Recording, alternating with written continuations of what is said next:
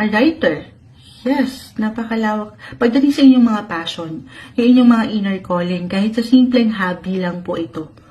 Yung mga hobby nyo, pwede nyo yung gawin career. Kung ano pa man yan, maging ano pa man yan, or even pagdating sa sports, saan yung hilig nyo, baka part yan ng negosyo kung saan kayo pwedeng mag-grow. Why not? Coconut.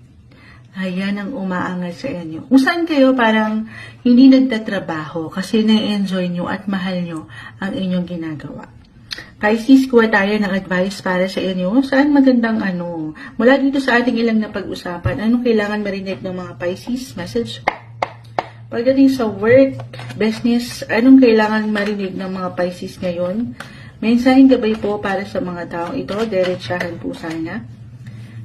Okay. Uy, sandali. Bakit bumabagsak kanina pa si 10? This time, 10 of Swords, hindi kailangan laliman, katakutan, patawarin po sa ilang ingay. 8 of Cups. The Wheel of Fortune. Ayan na si Good Luck. Knight of Wands.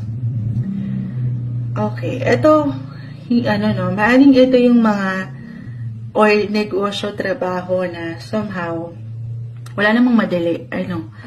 Pinaghihirapan talaga. Or kung ito isang bagay, posisyon, negosyo, na gusto niyo ng matagal yun ang gustong gawin, puntahan, lakarin.